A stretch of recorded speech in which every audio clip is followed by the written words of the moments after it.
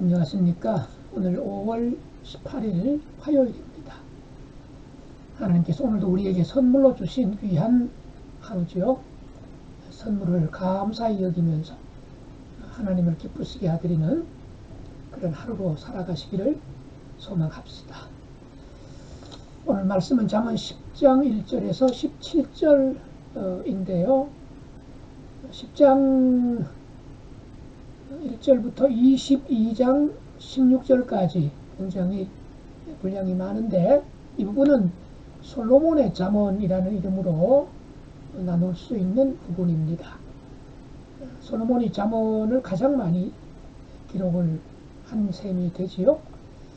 솔로몬이 편집했다고 볼 수도 있고, 솔로몬의 이름으로 발표가 되었다라고도 할 수가 있습니다. 자, 그런데 다른 성경과는 달리 잠언이나 전도서 같은 경우에는 단락 구분을 하기가 쉽지 않을 때가 많습니다. 지금까지는 단락 구분을 그래도 할 수 있는 부분에 속했다고 한다면, 이제부터 며칠간 살펴볼 잠언은 단락 구분을 하기가 굉장히 어렵습니다. 왜냐하면 구절 구절마다 주제가 달리 나오는 경우가 많기 때문입니다. 그러나 사실 그 내용들을 보면 지극히 상식적인 것처럼 보이고, 또 웬만한 사람이라면 뭐 당연한 소리, 뻔한 이야기, 조금 안 좋게 표현하면 좀 꼰대 이야기라고 할까요? 성경을 놓고 그런 표현을 쓰기가 좀 민망하기도 하고 또 송구한 면이 없지 않아 있습니다만은, 어떻게 보면 정말 뭐 그냥 굳이 해석이 필요 없고 묵상이 필요 없을 만큼, 깨닫는 데 이해하는 데는 거의 어려움이 없을 만큼 쉬운 내용을 담고 있습니다. 문제는 어디에 있습니까? 쉬운데, 당연한 말씀인데 이 한 구절을 지키기가 쉽지 않다는 거죠. 오늘은 지킬 수 있지만 내일은 지키기가 어렵습니다. 그걸 평생 지킨다, 참 쉽지 않은 일이지요.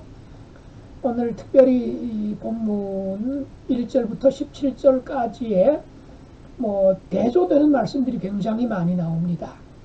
이를테면 지혜로운 아들과 미련한 아들을 대조시키고, 의인의 이름과 악인의 이름, 바른 길과 굽은 길, 의인의 말과 악인의 말, 명철한 말과 미련한 말, 의인의 재물과 악인의 소득, 그야말로 흑백 논리처럼 보일 만큼 대조시키는 내용들이 굉장히 많이 있습니다. 또 다양한 주제가 나온다 그랬지요. 그럼에도 불구하고 오늘 본문은 말, 입술, 언어, 이걸 굉장히 강조하고 있는 그런 부분이 제일 많이 나옵니다. 자, 조금 시간이 지났습니다만 이제 말씀 보십시다. 잠언 10장 1절에서 17절. 솔로몬의 잠언이라, 지혜로운 아들은 아비를 기쁘게 하거니와 미련한 아들은 어미의 근심이니라. 불의의 재물은 무익하여도 공의는 죽음에서 건지느니라. 여호와께서 의인의 영혼은 줄이지 않게 하시나 악인의 소욕은 물리치시느니라. 손을 게으르게 놀리는 자는 가난하게 되고 손이 부지런한 자는 부하게 되느니라. 여름에 거두는 자는 지혜로운 아들이라. 추수 때에 자는 자는 부끄러움을 끼치는 아들이니라. 의인의 머리에는 복이 임하나 악인의 입은 독을 머금었느니라. 의인을 기념할 때에는 칭찬하거니와 악인의 이름은 썩게 되느니라. 마음이 지혜로운 자는 계명을 받거니와 입이 미련한 자는 멸망하리라. 바른 길로 행하는 자는 걸음이 평안하려니와 굽은 길로 행하는 자는 드러나리라.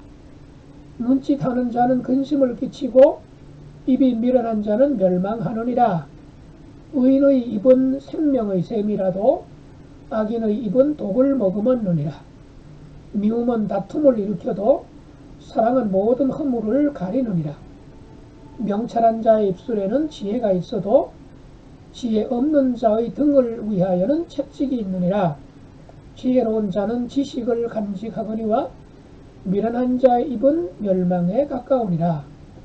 부자의 재물은 그의 견고한 성이요 가난한 자의 궁핍은 그의 멸망이니라. 의인의 수고는 생명에 이르고 악인의 소득은 죄에 이르느니라.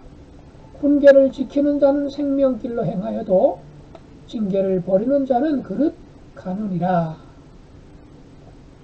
예, 읽기만 하여도 당연한 말씀, 좀 심하게 말하면 뻔한 말씀, 그런 내용들인 것처럼 보입니다.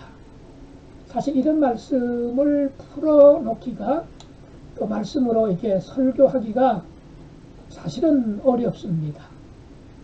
왜냐하면 뭐 반전이라든가 또는 스토리가 있으면 풀어가기가 쉽거든요. 그런데 이런 그 짤막짤막한 말씀들이 계속해서 절마다 바뀌어 나오는 부분들은 저 같은 경우에는, 다른 분들은 몰라도 저 같은 경우에는 좀 어렵게 느껴집니다. 다행인 것은 이 내용 자체가 어렵지 않기 때문에 제가 굳이 자세하게 설명을 드리지 않아도 교우들께서 어느 정도는 다 뜻을 알고 계시리라 믿기 때문에 부담은 조금 덜한데요. 자, 이 본문에서 하나님은 어떤 분이실까 하는 겁니다. 여기 이제 2절부터 5절까지와 15절, 16절이 하나님이 어떤 분인가를 우리에게 가르쳐주는 구절들이라고 매일 성경 교재는 그렇게 적혀 있습니다. 자, 우리 하나님 어떤 분이시라는 겁니까? 하나님은 원래 세상을 공정한 곳으로, 공평한 곳으로 창조하셨습니다. 부지런히 일하는 사람 당연히 많은 소득을 얻고, 게으름 피우면서 일하지 않는 사람 궁핍하게 가난하게 살도록 하나님은 그런 일반 원리를 가지고 세상을 창조하시고 섭리해 가시는 분이시지요. 요행을 바라거나 또는 한 방 뭐 터뜨려서 인생 역전한다든가, 사실 그거는 하나님의 창조 원리의 기본에서는 조금 거리가 있는 거죠. 그 점에서 우리가 땀 흘려 수고하고 노력하고 부지런히 뿌리고 심는 결과가 아니라, 어떤 심지어는 남이 그렇게 수고한 것을 요행으로 또는 심지어 빼앗아서 부를 축적하면서 그것을 하나님께 감사하다고 표현하는 것, 그건 감사할 내용이 못 되지요. 그것은 바로 하나님이 세우신 질서를 깨뜨리는 그런 사람에 속합니다. 그래서 하나님은 이런 것들을 바로잡기 위해서 그들의 소득을 악한 죄로 규정하셨고, 의인의 수고에는 생명으로 보답해 주겠다, 이렇게 약속해 주셨습니다. 근데 오늘날 참 여러 가지 그 경영 방법 또는 수입원들이 굉장히 다변화, 다양화되지 않았습니까? 또 과거에는 아주 그 노동이라고 하는, 또는 1차 산업 또는 2차 산업, 이런 것들은 굉장히 단순한 노동이었고, 정말 성실하게 일해야 또 수고한 만큼의 열매를 거둘 수 있는 경우가 거의 대부분이었지요. 그런데 오늘날 이제 4차 산업혁명 시대, 특별히 인터넷이나 뭐 가상공간에서 주식이나 또는 뭐 블록체인, 뭐 비트코인, 뭐 이런 얘기들을 요즘 이렇게 들으면서 육체적인 노동이나 수고나 땀은 거의 흘리지 않았는데도 일확천금을 얻었다니, 아니면 그야말로 전 재산을 그냥 날렸다는 이런 얘기까지 들리지 않습니까?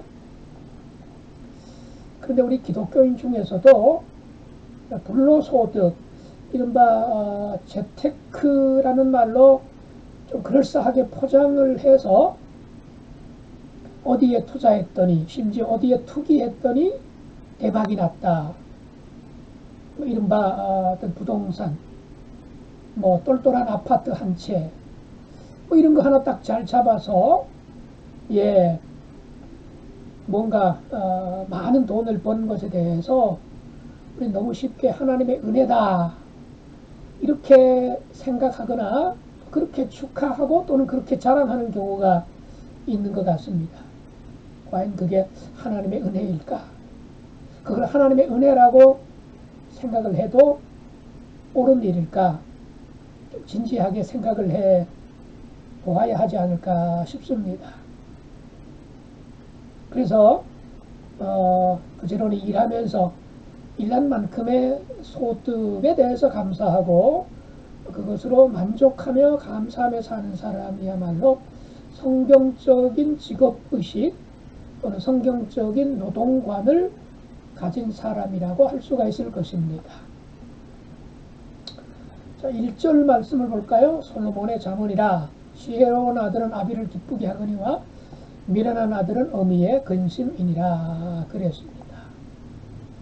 자, 미련함과 지혜로움을 이제 대조하고 있지요. 미련하다는 말은 지능의 낮음을 말하는 것이 아니고 게으르고 악한 태도를 말합니다. 또 지혜로움이라고 하는 것은 머리가 뛰어난다든가 공부를 잘한다든가 지능의 높음을 뜻하는 것이 아니라 하나님을 경외하는 것에 기반을 두면서 성실하고 정의롭게 살아가는 태도를 말합니다. 줄기차게 잠언이 강조하는 태도가 바로 이런 태도이지요. 그렇다면 우리는 우리의 자녀들을 어떻게 키워야 될까? 공부 잘하는 자녀, 똑똑한 자녀, 이른바 스카이 대학에 보내기 위해서 오늘날 대한민국의 거의 모든 부모들이 조금만 무슨 힘이 있어도 그런 곳으로 자녀들을 보내기 위해서 정말 애를 쓰죠. 지나칠 만큼 그야말로 입시 지옥을 향해서 달려가고 있지 않습니까? 그러나 성경은 말씀하죠.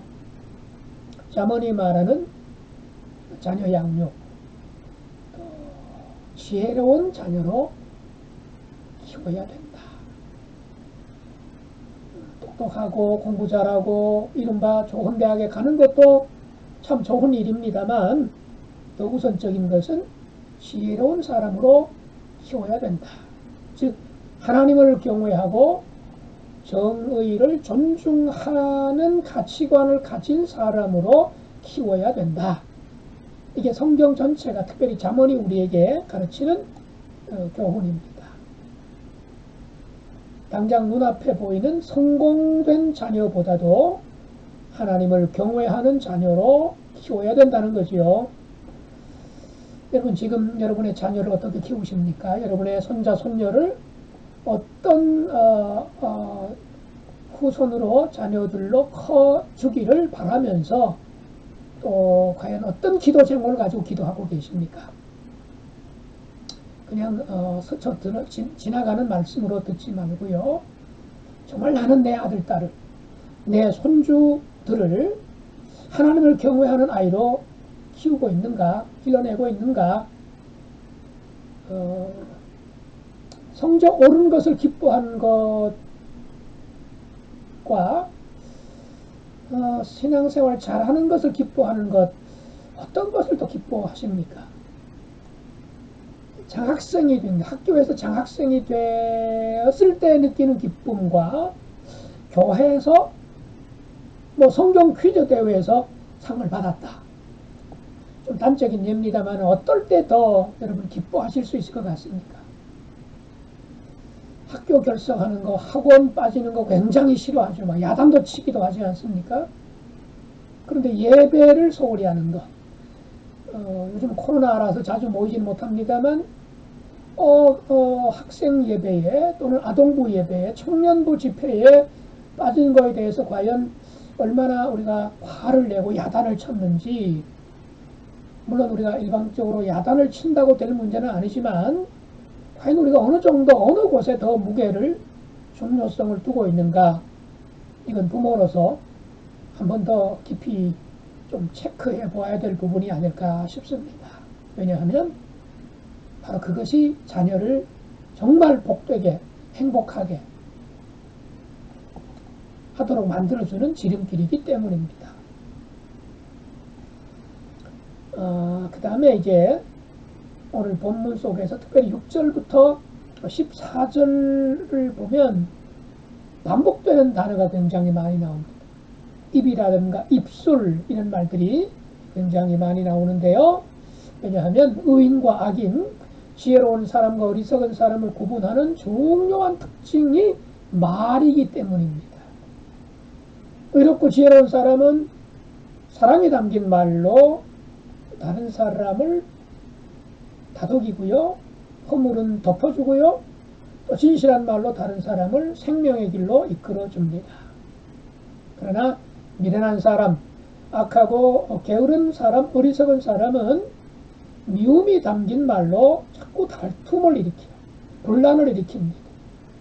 이 사람한테는 이렇게 말하고 저 사람한테는 저렇게 말하고, 그래서 자꾸 그 사람이 있는 곳에는 자꾸 시끄럽기도 하고 자꾸 다툼이 일어나는 경우도 있어요. 참 안타까운 일이죠. 독이 든 말로 다른 사람의 인격에 치명상을 입히기도 하고요. 참 미련한 사람의 모습이지요. 요즘 인터넷, 이른바 SNS 상에 많은 댓글이 실리지 않습니까? 또는 페이스북이나 또는 카톡이라든가 인스타그램 이런 것들에 사진도 올리고 또 댓글을 달기도 하고 정기적으로 어떤 문제에 대해서 자기 생각들을 밝히거나 또는 주고받는 어떤 대화 같은 거 있잖아요.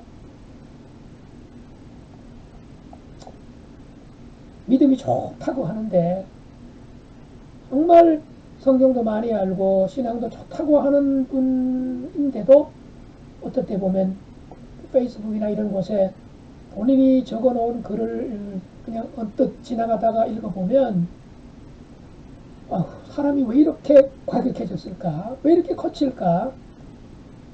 너무 비속어라 그럴까요? 거의 육두문자에 가까운 아주 상스러운, 과연 이게 기독교인이 쓸 수 있는 단어들인가? 그냥 생각 없이 여과 없이 그냥 감정에 너무 휘둘려서 그냥 생각나는 대로 나오는 대로 글을 쓰는 것을 본 적이 있습니다. 너무너무 안타깝지요. 안타깝지요. 말은 그 사람의 인격이라는 말까지도 합니다만, 물론 말은 그럴듯하게 점잖게 세련되게 하면서도 정작 그 사람의 인격 속은 시커멓고 아주 못나있고 정말 악한 경우도 있기는 있죠. 어쩌면 그 사람이 더 미련할지도 모릅니다. 어쨌든 간에 우리가 말을 통해서 또는 글을 통해서라도 좀 정제되고 거르고, 그래서 지혜로운 사람의 말, 힘이 되고 격려가 되고 위로가 되고, 또 그런 글을 쓰면서 자기 스스로 이제 치유를 받지 않습니까? 위로가 되지 않습니까? 힘을 얻지 않겠습니까? 그런 지혜로운 우리 언어 생활과 문자 생활이 어느 때보다도 필요한 때 우리가 살고 있는 것 같습니다. 아울러 우리가 계명과 훈계를 받아들일 때에 사실 이게 쉽지 않을 때가 있죠. 왜냐하면 대체로 이제는 훈계라든가 계명은 달콤한 말이라기보다는 좀 이렇게 쓴 말로, 부담스러운 말로 다가올 때가 많기 때문입니다. 그러나 지혜로운 사람은 그런 계명과 훈계를 받아들이죠. 당장은 좀 부담스럽고 당장은 마음이 좀 아플 수도 있지만 그걸 받아들입니다. 그래야 바른 길로 갈 수 있기 때문이지. 그 바른 길의 길에는 끝에는 생명이 있고 또 은혜가 있고 하나님의 인정해 주신 하나님의 축복이 있는 거죠. 오늘도 우리 한번 바른 길로 걸어가는, 지혜의 소리에 귀를 기울일 줄 아는 그런 지혜로운 사람으로 하루를 살아가실 수 있기를 간절히 바랍니다. 기도하십시다. 하나님 우리 아버지 감사합니다. 계속해서 잠언 말씀을 살펴보게 해주시는데 악인의 길과 미련한 자의 길이 있고 지혜로운 자의 길과 또 선한 자의 길이 있음을 봅니다.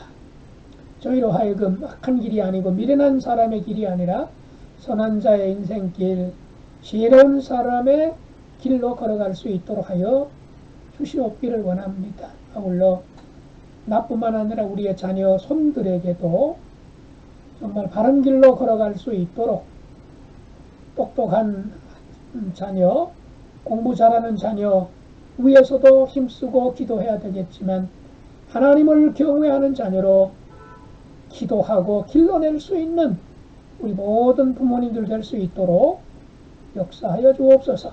예수님의 이름으로 기도드리옵나이다. 아멘.